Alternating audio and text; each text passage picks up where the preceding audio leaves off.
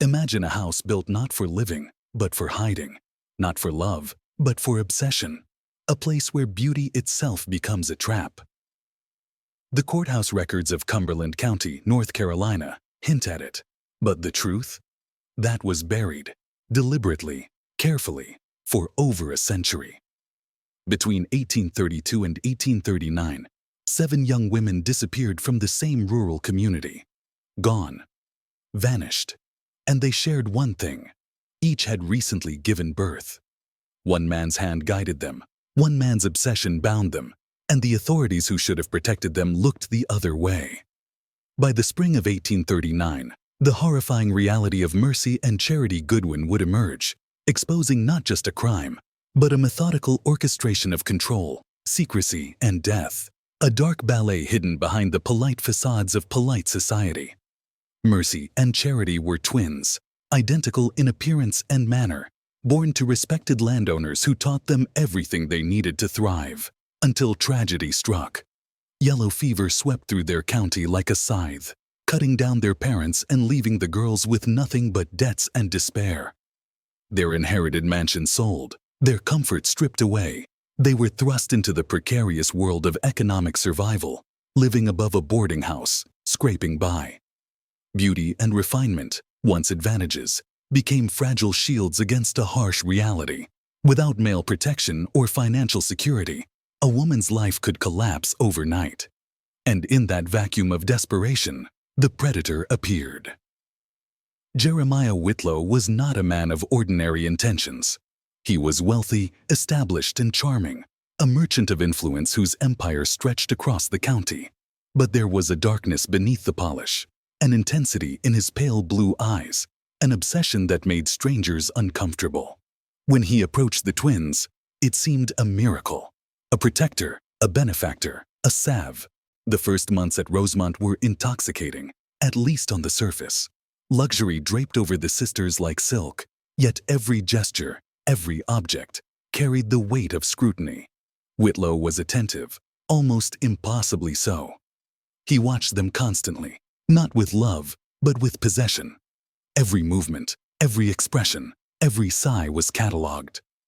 "You must maintain your perfection," he whispered, and the words carried more than instruction. They carried threat.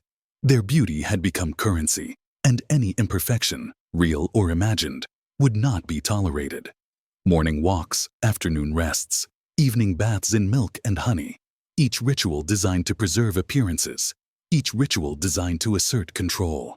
They were being molded, studied, curated, their very existence reduced to aesthetic compliance.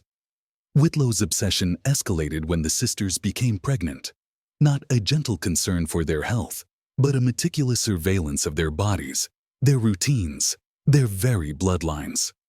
Dr. Harrison Fletcher, ostensibly their physician, was a handmaiden to Whitlow's will. Nervous, tremulous, always observing, always reporting.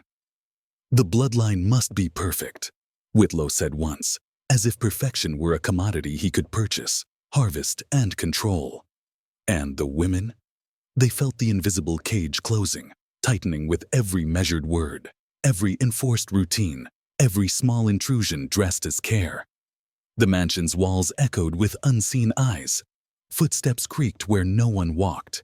Shadows shifted in patterns too deliberate to be coincidental. Then came the dreams. Nightmares that defied reason, visions that clawed at the mind like claws at the soul. Mercy and Charity awoke together, gasping, feeling cries that weren't theirs, seeing shapes moving in rooms that held no one. Women calling from beneath the house, children crying from within the walls. They clasped each other. By the cold winter of 1839, Rosemont had revealed its true nature. It was not a home. It was an instrument of dominance, carefully tuned to isolate, manipulate, and break the mind. Mercy and Charity moved like shadows within its walls, learning to navigate a labyrinth of surveillance without drawing attention. Every servant, every visitor, every shadow in the corner of a room was a cog in Whitlow's system. Mrs. Donovan, the housekeeper, claimed concern, yet her eyes tracked every small rebellion. Samuel, the groundskeeper, moved like a ghost on the estate, silently noting every visitor, every letter, every attempt at escape. Even Dr. Fletcher, under the guise of medical care, had become a silent agent of observation. Every breath the sisters took was catalogued, assessed, and weighed against a standard they could never meet: Whitlow's vision of perfection. It was a slow suffocation, a tightening of invisible chains. Every detail of their lives became ritualized: morning baths, afternoon exercises, measured meals, small acts of control dressed as care, each designed to erode autonomy. Their thoughts, their desires, even the comfort of one another became surveilled commodities. And yet, for all the terror, there was an almost intoxicating allure in understanding the predator's mind. Whitlow's obsession was not chaotic. It was meticulous. Each act, each obsession, each controlling gesture was executed with purpose.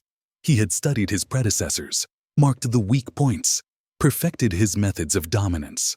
The sisters began to realize they were participants in a ritual of repetition, part of a system that had claimed 7 women before them. The patterns were clear: the obsession, the surveillance, the selective affection, the obsession with perfection, all leading to the same grim conclusion. Charity, now aware of the hidden cellar and its terrible collection, began document. The discovery of the hidden cellar changed everything. Charity had seen it with her own eyes: the personal effects of 7 women, carefully preserved, arranged as if trophies, as if the lives themselves were objects to be admired, catalogued, then discarded. Each item carried a story, a warning: wedding dresses, journals cut off mid-thought, hairbrushes engraved with initials, music boxes frozen in perpetual motion, all silent witnesses to a pattern that repeated with terrifying precision. And yet, above, life at Rosemont carried on in deceptive normalcy.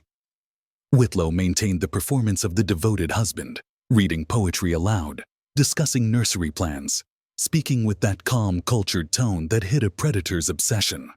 Every gesture was calculated, every word a tool of manipulation. The sisters were living in the heart of a system designed not only to control the body, but to erode the mind. Fear alone, however, was not enough to survive.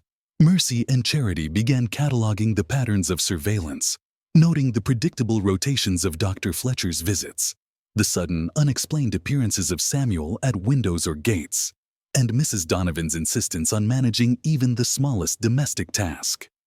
They began rehearsing subtle acts of rebellion, leaving items out of place to test reaction, moving quietly to observe hidden passages, exchanging coded signals during daily routines. Each observation revealed the intricate web Whitlow had spun, a psychological network designed to anticipate every thought, every impulse, every attempt at self-preservation. And every discovery carried a weight. The system had been perfected over years, with 7 women already sacrificed to its machinery. Resistance had to be measured, precise, and hidden beneath layers of obedience. Nightmares became more vivid, more urgent. Mercy and Charity's dreams reflected reality. The cry. By midwinter, Rosemont had become a theater of obsession and fear, and the sisters had learned to navigate it like cautious predators themselves. Whitlow's attentions, once flattering, now felt like a constant inspection, a reminder that their autonomy had been stripped. Every gesture, every smile, every tilt of the head was observed, catalogued, analyzed. Even the walls seemed complicit, echoing footsteps, whispers of air through hidden passages, subtle shifts in shadow that hinted at eyes watching from spaces they could not see. Mercy and Charity began to notice how carefully every moment of their lives was choreographed. Meals were timed to perfection, clothing inspected, pregnancies monitored with an obsessive precision that blurred the line between medical care and surveillance. Their lives were measured not by happiness or health, but by how well they conformed to a standard of flawless obedience. And yet, the sisters began to see openings. Whitlow's obsession was not infinite. It had gaps, fissures created by the sheer intensity of his control. Charity noted his divided focus. He could lavish attention on one twin, but never fully maintain it on both. Mercy observed that his attention grew ritualistic, mechanical, predictable. They began small experiments, subtle deviations from the routines, testing the boundaries of surveillance. A curtain left slightly askew, a book out of place, a whispered word. Each reaction from the staff and from Whitlow became data, a map of control, a blueprint of their captivity. They learned in the shadow of terror that mastery of perception could become a weapon, that knowledge itself might be the first step towards survival. Pregnancy added another layer of peril. Whitlow's obsession with perfection reached a fevered pitch. Each child must be flawless, a product of careful calculation and control. He consulted Dr. Fletcher obsessively. He demanded measurements, medical assessments, and constant updates. Mercy and Charity understood, with growing dread, that the same pattern that had claimed 7 women before them could claim their children too. And yet, within this horror, they found a singular truth. Life, one child, was a lever, a fragment of power in a system designed to strip them of all agency.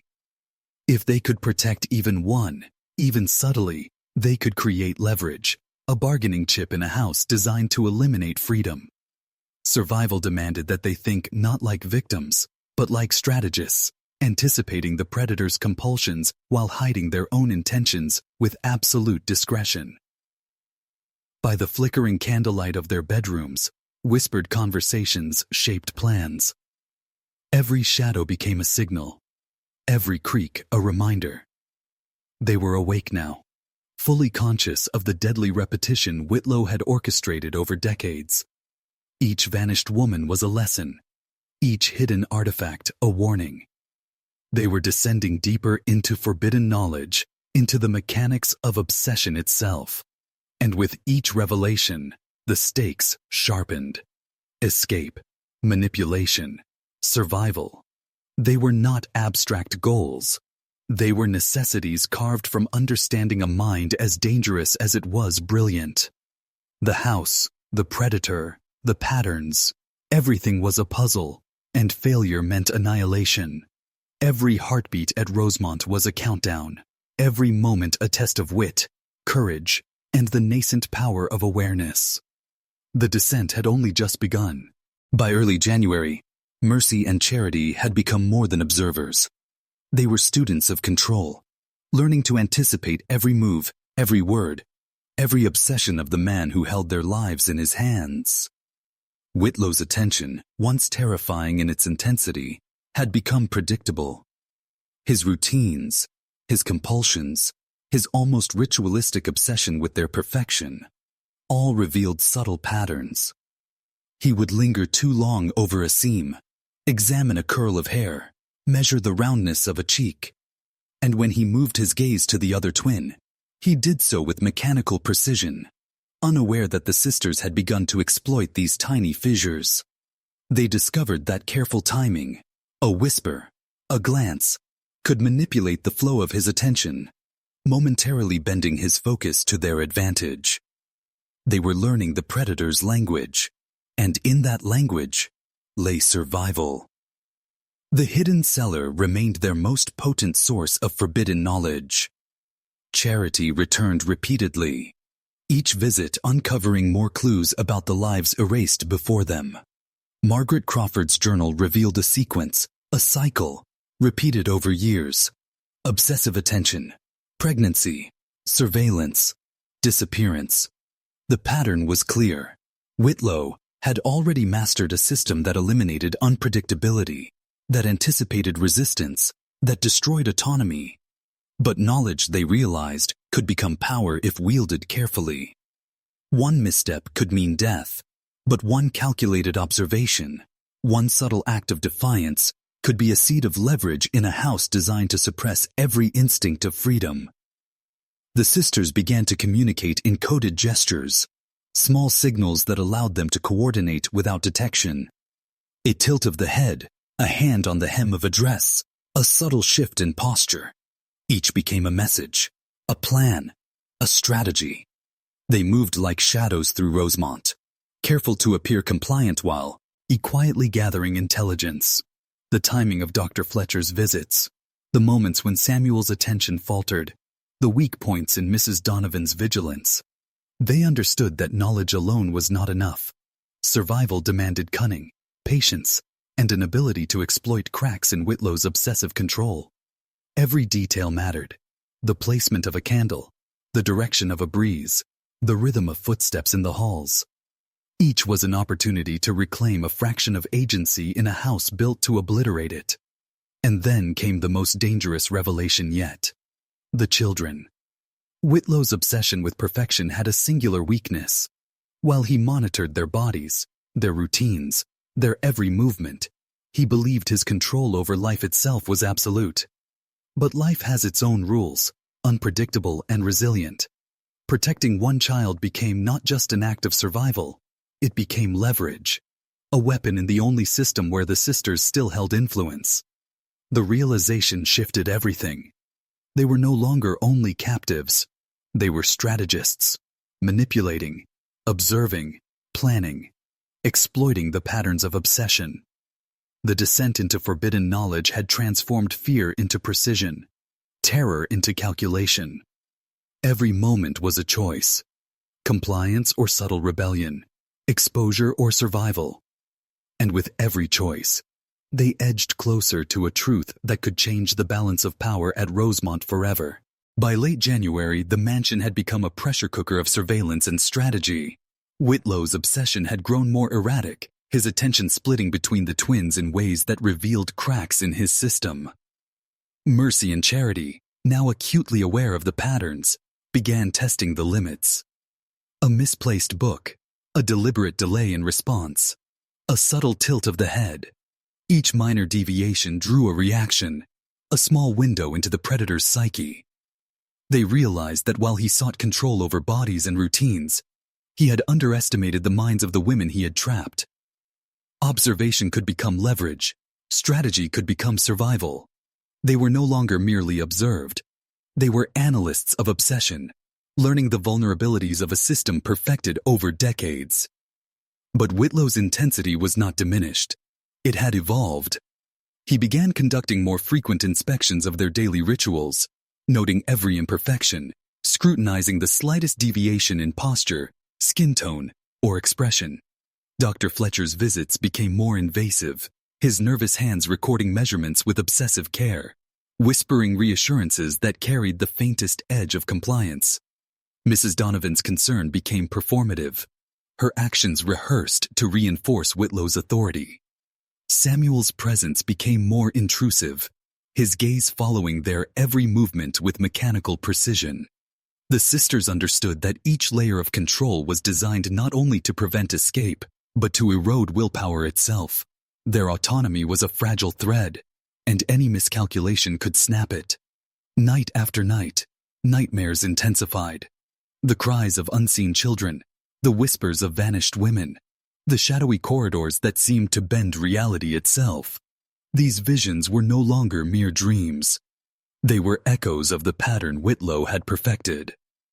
Mercy and Charity began recording these experiences, noting subtle cues and timing, mapping the intersections of fear and surveillance. They understood that the house itself was a weapon.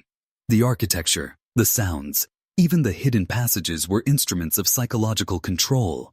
And within this terror, a singular truth emerged. Survival required deception, intellect, and precise patience. The predator's power was immense, but it was not infinite. Every obsession carries its own rigidity, every compulsion a weakness. The children became the axis of power. Protecting life became their most tangible leverage, the one domain where Whitlow's obsession could be challenged without immediate detection. One misstep could destroy them all, yet one calculated maneuver could shift the balance. They began planning silently, coordinating gestures, timing observations, and preparing contingencies. The descent into forbidden knowledge was accelerating. Every revelation, every insight was a tool against the predator. And yet, the shadows deepened. Every corner of Rosemont held secrets, and every secret carried the echo of those who had vanished before. The sisters were awake now, fully aware that Whitlow's control was absolute, but not unbreakable. The game had begun. and only mastery of the system would grant them survival. By February, Rosemont had become a labyrinth of tension and silent calculation. Every step the sisters took was measured, every word carefully chosen. Whitlow's gaze had grown sharper, more predatory, as if he sensed a disturbance in the perfection he demanded. Mercy and Charity, however, had learned to move like ghosts within the mansion, exploiting the patterns they had meticulously mapped. The timing of Dr. Fletcher's visits, the rituals of Mrs. Donovan, the almost imperceptible lapses in Samuel's surveillance, they had become tools in a dangerous game. The mansion itself, a cage of elegance and terror, was now their chessboard. Every flicker of candlelight, every creak of floorboards, every echoing corridor was a move in the deadly calculus of survival. Tension reached a new level the night Charity nearly triggered discovery. While exploring the hidden cellar, she misplaced a journal, leaving it partially exposed under a shelf. A sound, a faint shuffle, echoed from above. Whitlow's pale eyes appeared at the top of the stairs, an expression that balanced between curiosity and menace. He descended slowly, his gaze sweeping the room as if the shadows themselves had betrayed her. Charity froze, heart pounding, realizing that a single breath, a single movement could unravel everything. Yet Whitlow said nothing, merely observing with an intensity that cut deeper than words. That night, the sisters understood a crucial truth. Control at Rosemont was not only about surveillance, it was psychological warfare. Whitlow's presence alone could manipulate, intimidate, and bend perception to his will. The sisters also observed the subtle cracks in his perfectionist obsession. His intensity, so overwhelming, left small moments of distraction. He was meticulous, yes, but obsessive patterns always create predictable lapses. Mercy noticed it first. The exact hour he shifted attention from one twin to another, the precise timing when his focus narrowed, then widened, a rhythm she could exploit. Charity mirrored this observation, developing silent signals, gestures, and codes to coordinate their actions without detection. They were not just surviving, they were learning to manipulate the very predator who sought to annihilate them. Every observation was both a lifeline and a strategy, every small success a spark in the oppressive darkness of Rosemont. And yet, the knowledge of the vanished women weighed heavily. Each journal entry, each artifact in the hidden cellar was a reminder that miscalculation meant death. The sisters were playing a game designed to destroy them, yet in that danger, they found clarity. Survival required not only intelligence but audacity, patience, and the harnessing of fear into power. The descent continued, each revelation pulling them further into forbidden knowledge, each shadowed corridor and silent whisper teaching them the mechanics of obsession, control, and death. Whitlow was a master predator, but even a predator can be predicted, studied, and, if one is patient enough, outmaneuvered. By late February, Mercy and Charity had transformed from captives into silent strategists. Every glance, every movement, every whispered conversation became a calculated maneuver. The mansion, once a gilded prison, had become a landscape of intelligence and opportunity. They tested Whitlow's reactions subtly, leaving objects slightly out of place, misplacing small items, observing how he responded to disruptions in his meticulously controlled environment. Each reaction revealed not only his obsessive tendencies, but the very architecture of his mind, a map of compulsion and vulnerability hidden beneath charm and wealth. Whitlow, unaware of their scrutiny, continued his rituals, inspecting the tiniest flaws in hair, posture, and speech. Every obsessive act became a data point, every indulgence a weakness to be exploited. The hidden cellar remained their most dangerous asset. Charity returned repeatedly, cataloging more artifacts of vanished women. Tiny shoes, journals with unfinished stories, hand-sewn baby garments, delicate jewelry engraved with initials now meaningless to the living. Each discovery was a mirror to their own potential fate. 7 women had been consumed by the same system, and their belongings were evidence that Whitlow's obsession followed a ritualistic pattern. Understanding that pattern became their key to survival. They began to anticipate the sequence of events that would unfold with their own impending childbirth. In the logic of obsession, Whitlow's desire for perfection could be predicted and subtly manipulated. Every small deviation they introduced into the household tested the boundaries of control. A gown slightly misaligned, a candle placed incorrectly, a whispered correction to one another's posture, all drew Whitlow's attention, yet each also revealed the gaps in his vigilance.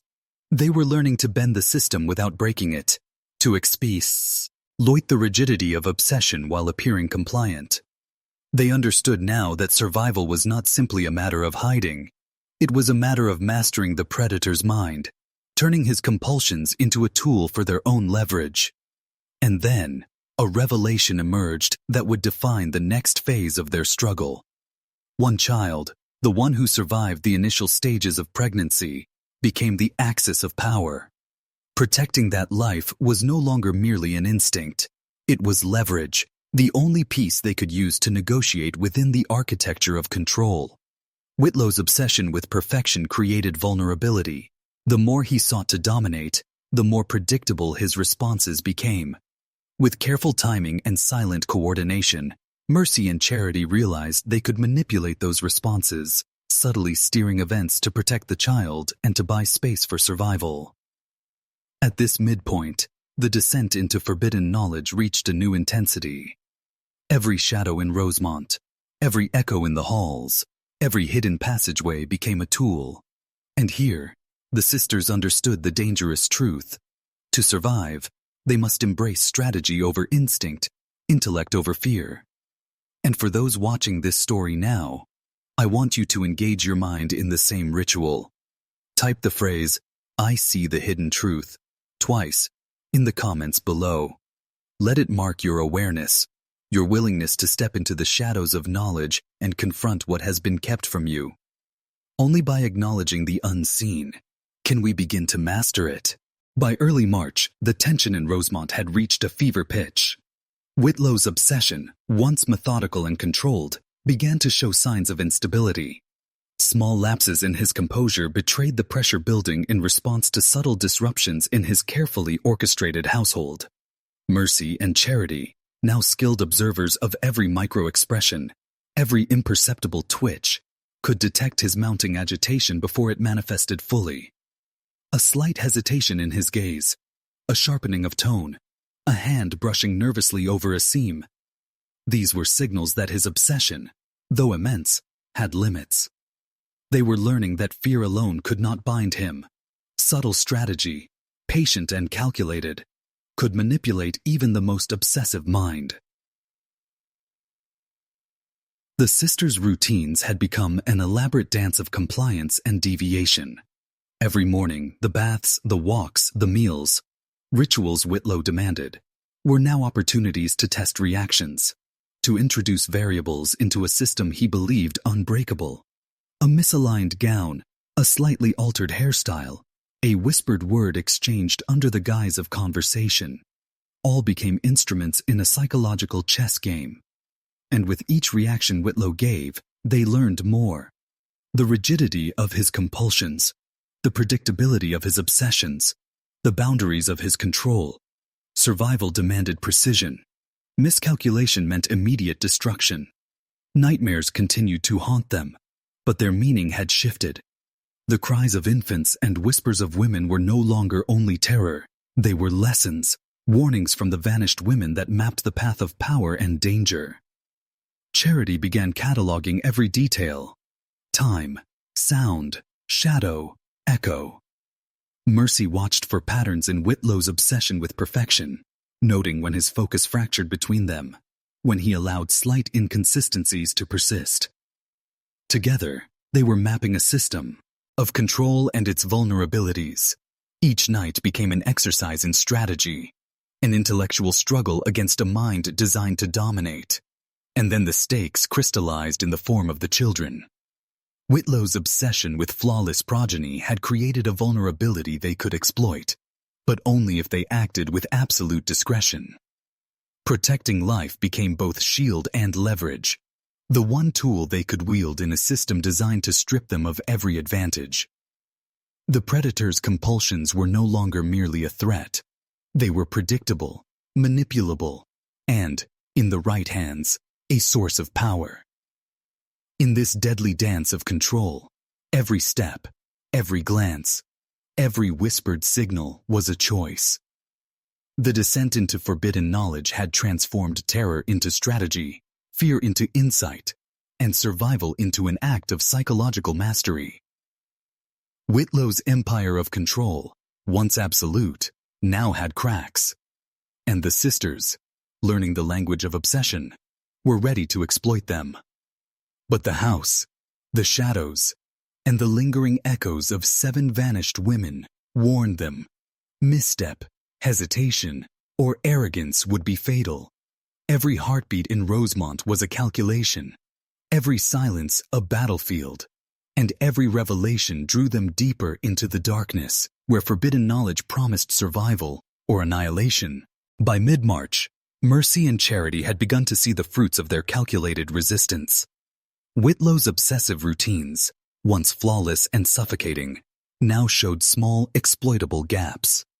A misplaced item, a whispered signal, even a glance exchanged at exactly the right moment could manipulate his focus, redirect his attention, and carve breathing room for the sisters within a household designed to obliterate autonomy. Each small victory was a proof of principle. The predator system, perfected over decades and lethal in design, was not invulnerable. Observation, patience, and intelligence had become weapons, and the twins wielded them with a precision born of necessity. Yet every success carried a shadow. Whitlow's intensity, far from diminishing, had evolved into something more dangerous.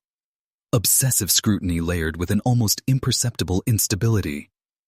His reactions became sharper, more unpredictable, as if he could sense, beneath the surface, that the twins were no longer merely passive objects of admiration.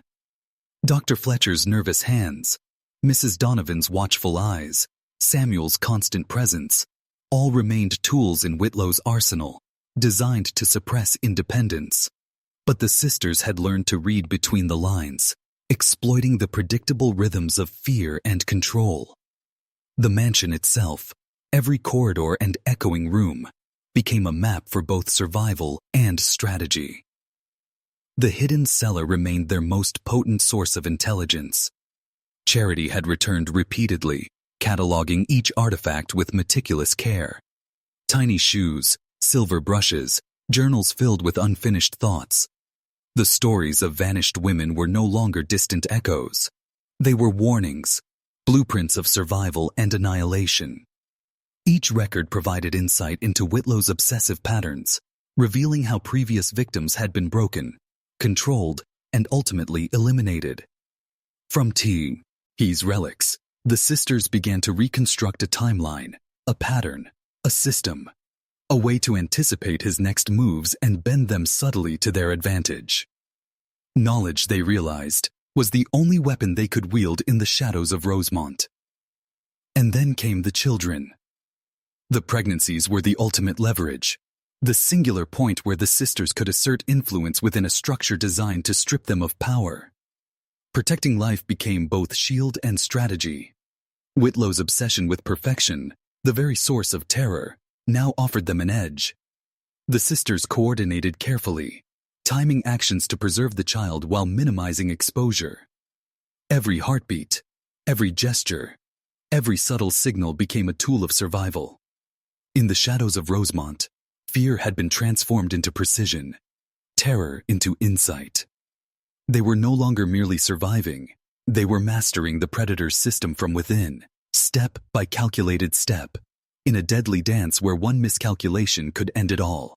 By late March, Rosemont had become a pressure chamber of obsession, fear, and calculated rebellion. Whitlow's rituals, once perfectly precise, now carried a subtle instability. His gaze lingered too long, his hands trembled as he adjusted a seam, and his voice, always cultured, occasionally sharpened with an edge of suspicion. Mercy and Charity had learned to read these cracks, each twitch, pause, and gesture revealing the predator's fragile equilibrium. They were no longer simply under surveillance. They were testing the limits of obsession, bending it to serve their survival.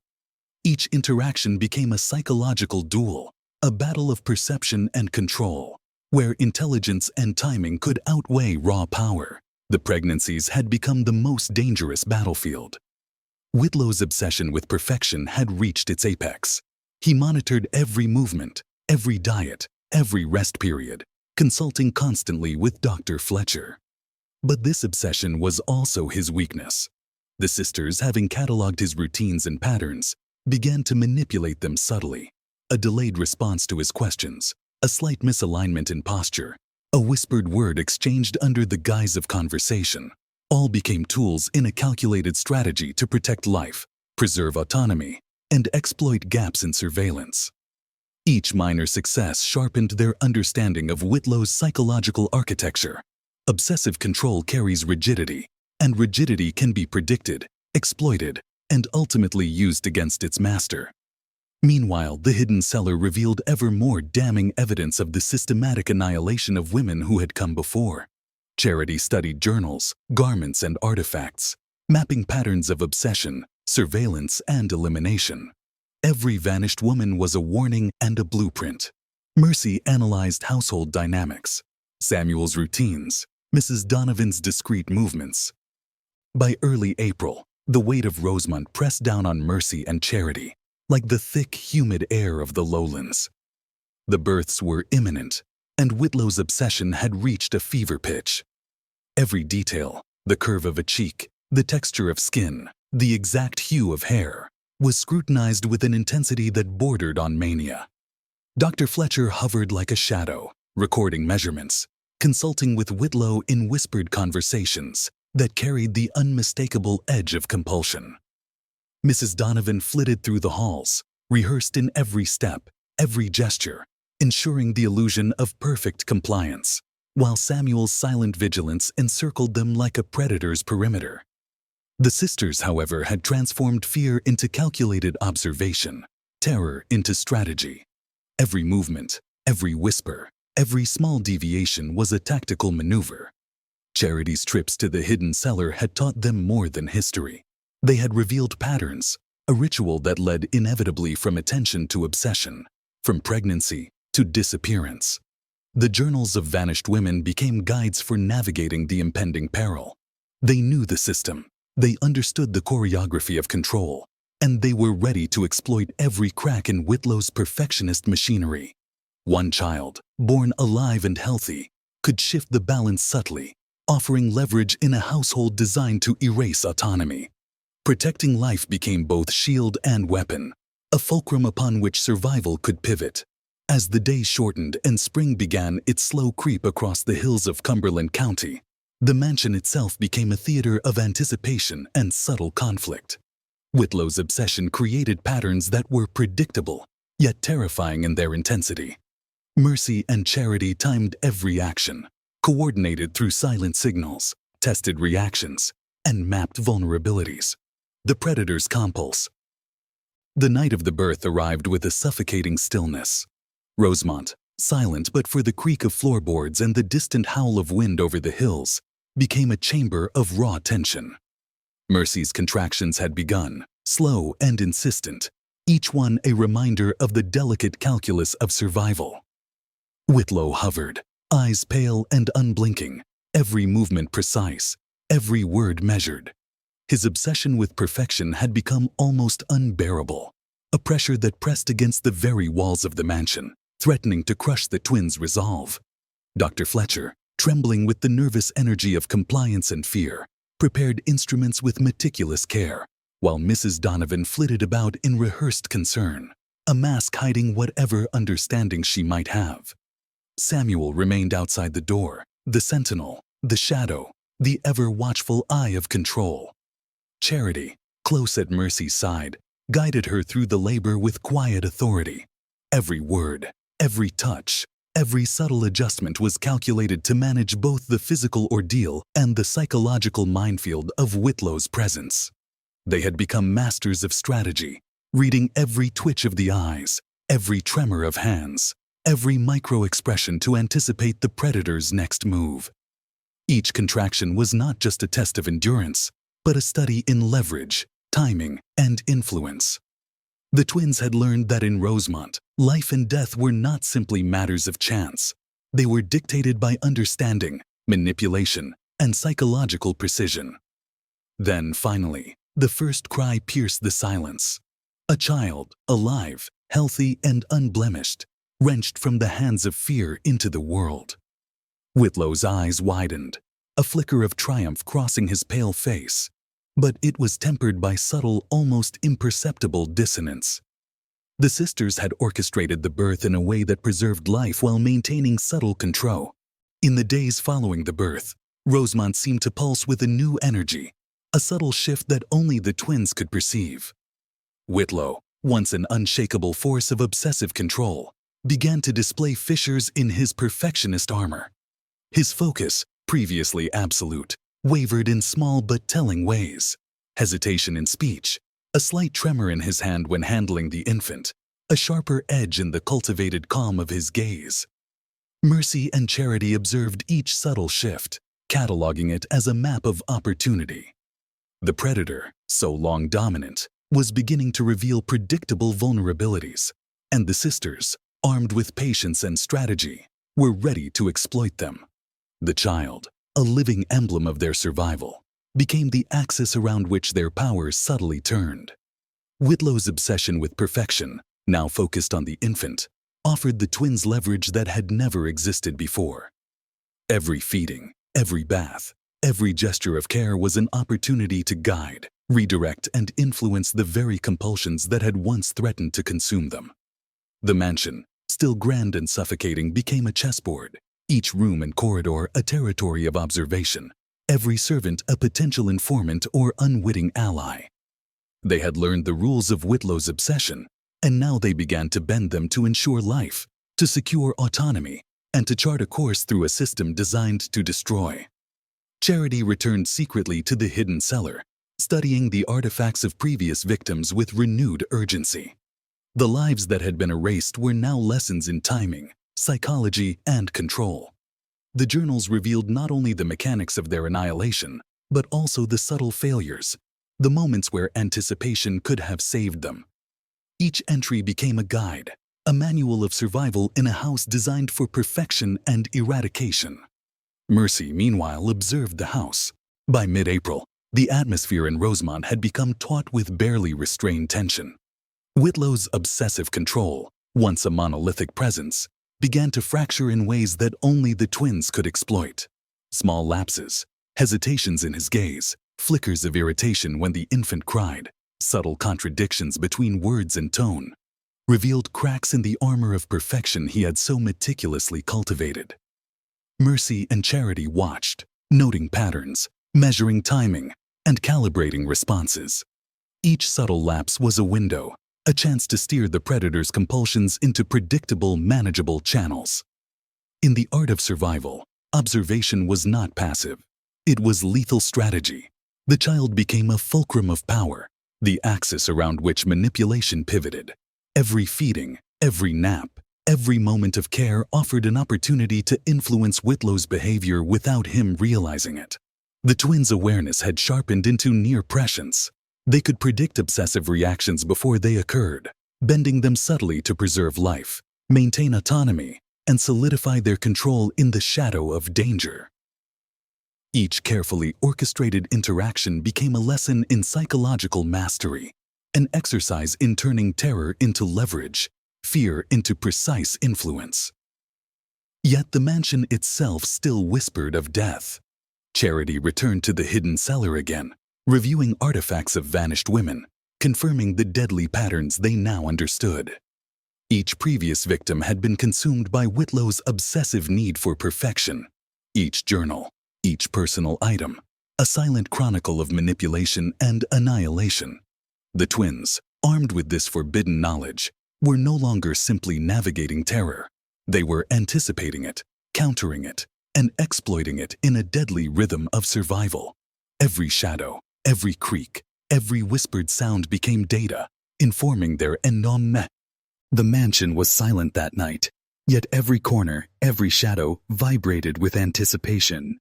Whitlow, pale and taut with obsessive intensity, paced the floors, his mind consumed by the twin imperatives of perfection and control. The child slept, fragile and unblemished, unaware that its very existence had become a weapon in a house designed to obliterate autonomy. Mercy and Charity moved like shadows themselves, their steps measured, silent, deliberate. Every glance, every whisper, every small deviation from expectation had been orchestrated for this precise moment. Whitlow's obsession, once monolithic, had become unstable, a fragile lattice of compulsion and paranoia. The twins had fed it, prodded it, tested its limits with precision. A misstep here, a hesitation there, had drawn predictable reactions. Now, in the culmination of weeks of patient strategy, those reactions became the instruments of survival. Mercy feigned weakness, her posture slightly slumped, her voice soft and tremulous, drawing Whitlow into a focused obsession with her condition. Charity, moving subtly behind the scenes, manipulated Dr. Fletcher, Mrs. Donovan, and Samuel, directing their attention without revealing the broader plan. Every player in the household, knowingly or unknowingly, became part of a system they now controlled. And then came the decisive moment. Whitlow's gaze, intense and piercing, fell upon the child. His obsession with perfection, his need to control, was now inseparable from fear. Fear of failure, fear of imperfection, fear of losing the fragile axis of power he had never anticipated could slip from his grasp. Mercy and Charity, anticipating the trajectory of his compulsions, guided his attention with subtle gestures, carefully timed words, and calculated pauses. Whitlow, in his single-minded pursuit of perfection, executed the movements the twins had prepared him to make, unknowingly securing their advantage, safeguarding the infant, and positioning themselves to survive and ultimately escape. The culmination was both psychological and physical. Whitlow, trapped within his own obsession, became a prisoner of the very system he had created to dominate others. The mansion, the staff, the rituals, all of it turned into instruments of leverage by the women he sought to control.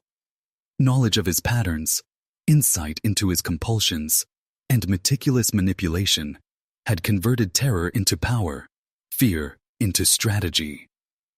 In the shadows of Rosemont, the predator had been outmaneuvered. For the first time, Mercy and Charity breathed with a sense of mastery, a dangerous, intoxicating, and fragile mastery that had been forged in the crucible of obsession, secrecy, and survival. Now, as the night deepened, the sisters paused and turned to the viewer directly. If you understand the power of knowledge, write Rosemont twice in the comments. Let it mark you. Let it awaken you. Twice, not once, twice. This is the ritual of recognition, the first step in understanding forces hidden in plain sight. In that act, fear became awakening, secrets became insight, and survival became transformation. The dawn over Cumberland County rose pale and indifferent, washing Rosemont in muted light. The mansion, so long a temple of terror and obsession, now held a different energy. One of careful mastery, hard-won insight, and lethal awareness. Mercy and Charity, having survived the crucible of Whitlow's obsession, understood the full cost of knowledge. Fear had been transformed into strategy, obsession into leverage, and life itself into a tool of survival. Each shadow, each creak of the floor, each whisper of wind across the sprawling estate was now data, evidence of patterns, a record of how power, hidden, obsessive, and corrosive, manifests and can be turned. The child slept safely, a living testament to the twins' endurance and cunning.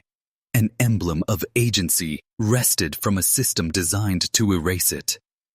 The lessons of the vanished women, once trapped on shelves in a secret cellar, now lived in the minds of those who had learned to read the architecture of fear, manipulation, and control. The twins' survival was not a miracle. It was the result of rigorous observation, psychological mastery, and the understanding that terror, when dissected and anticipated, can become a weapon. They had penetrated the machinery of obsession, traced its gears and levers, and found the points where it could be bent without breaking, but always knowing a single miscalculation could erase them. And yet, the knowledge they acquired carried a weight far beyond survival. They glimpsed the structures that allow control to flourish, institutions that obscure, systems that manipulate, obsessions that perpetuate themselves across generations. Whitlow, a singular predator, was also a reflection of a broader pattern, human nature's darker currents flowing through wealth, power, and secrecy. The Goodwin sisters became more than survivors. They became witnesses to forbidden truths, scholars of terror and initiated into knowledge that would forever mark their perception of the world. As they left the shadows of Rosemont behind, the sisters carried a transformation few could understand. They had learned the laws of power in their rawest form. Observation surpasses force, strategy surpasses fear, and insight can bend even obsession to purpose. For any man who dares to look, the story of Mercy and Charity Goodwin is not merely history. It is a warning, a blueprint, a revelation of what lurks in the quiet corners of human ambition and desire.